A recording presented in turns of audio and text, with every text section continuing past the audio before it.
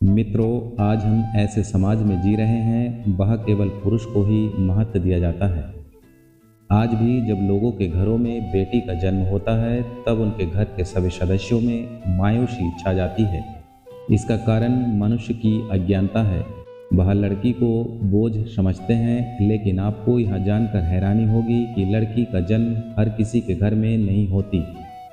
लड़की का जन्म उसी के घर में होता है जो भाग्यशाली होते हैं और अपने पूर्व जन्मों में बहुत सारे पुण्य के काम किए होते हैं। आज हम इस वीडियो में जानेंगे कि भगवान किसके घर में लड़की का जन्म देने के लिए चुनाव करते हैं और वह कौन सा पुण्य कर्म है जिसके कारण व्यक्ति बेटी का माँ बाप बनते हैं। हमारे इतिहास में वर्णित ऐसे कई बात बताएंगे जिससे साबित हो जाएगा कि बेटी का जन्म बोझ नहीं सौभाग्य होता है। तो आप हमारे इस वीडियो में अंत तक जरूर बने रहिए। और मित्रों, आप अगर इस चैनल पर नए हैं तो इस चैनल को सब्सक्राइब कर बेल आइकन को प्रेस कर दीजिएगा, क्योंकि आपका एक सब्सक्राइब हमारे लिए बहुत ही महत्वपूर्ण है।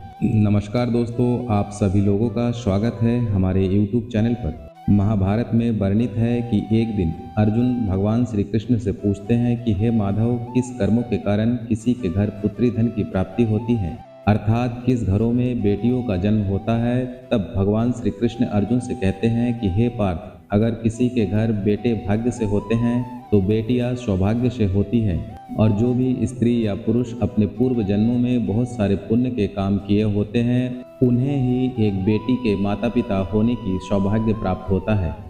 इतना ही नहीं, बेटियों के जन्म के लिए उन्हीं घरों को चुना जाता है जो बेटियों का भार सहन कर सके, क्योंकि तीनों लोकों में स्त्रियां अर्थात बेटियां ही ऐसी होती हैं जिसका भार हर कोई सहन नहीं कर सकता। वह बेटियां ही होती हैं जो घर वालों और अपनों की खुशी के लिए हर एक चीज न्यौछावर कर देती है। अर्जुन, लेकिन इस सृष्टि में जिस दिन बेटियों का जन्म लेना रुक जाएगा उस दिन सृष्टि भी ठहर जाएगी और इस सृष्टि का अंत हो जाएगा। मित्रों, भगवान श्री कृष्ण के इस बात पर गौर किया जाए तो उनका कहा बिल्कुल सही है, क्योंकि अगर इस सृष्टि में बेटियां नहीं होगी तो किसी का भी वंश आगे नहीं बढ़ सकता। आपने भी कई लोगों को जरूर कहते हुए सुना होगा कि जिस घर में बेटी का जन्म होता है वह घर स्वर्ग के समान होता है, क्योंकि बेटा तो एक कुल को रोशन करता है लेकिन बेटियां दो कुलों को रोशन करती है। माता पिता के घर वह एक बेटी के रूप में अपना उत्तरदायित्व निभाती है, तो ससुराल आकर वह एक बहू के रूप में अपनी पूरी कर्तव्य का पालन करती है। मित्रों, आजकल आप सुनते ही होंगे कि बेटियां या फिर बहू परिवार में किसी का मृत्यु हो जाने पर उसका पिंडदान नहीं कर सकती, लेकिन यहाँ बिल्कुल भी सही नहीं है, क्योंकि रामायण में बताया गया है कि प्रभु श्री राम के पिता राजा दशरथ की जब मृत्यु हो गई तो माता सीता अर्थात राजा दशरथ की बहू ने ही उसका पिंडदान किया था, जिससे उन्हें जन्म मरण के चक्र से मुक्ति मिल गई थी। इतना ही नहीं, हिंदू धर्मशास्त्र में बताया गया है कि बेटियां भी अपने पिता के नाम पिंडदान कर सकती है। वही अगर ससुराल पक्ष में कोई पुत्र नहीं है तो इस स्थिति में बहू भी पिंडदान कर सकती है। इसलिए मित्रों, वह लोग बहुत ज़्यादा किस्मत वाले माने जाते हैं जिनके घर में एक बेटी का जन्म होता है। वो प्रबल किस्मत के होते हैं जिनके घर एक से ज़्यादा बेटियां होती है। शायद यही कारण है कि बेटियों को लक्ष्मी का दर्जा दिया गया है। बहुत से लोगों की सोच होती है कि बेटी है तो बिना समय गवाए और पढ़ाई लिखाई में बिना पैसे गवाए जल्द से शादी कर देनी चाहिए, लेकिन यहाँ छोटी सी सोच बेटी की भविष्य को बर्बाद कर देती है। जरा सोच कर देखिए कि एक बच्चे के मन में कितने सपने होते हैं। उसे कुछ हासिल करना है, उसे कुछ बनना है, लेकिन यहाँ सपने केवल सपने बनकर रह जाते हैं। इसलिए अपने बेटियों को सपने पूरे करने देने चाहिए। उन्हें जीवन में हर वो खुशी दे जो उन्हें मिलनी चाहिए। एक बेटे से ज़्यादा बेटी हमेशा अपने माता पिता के लिए सोचती हैं।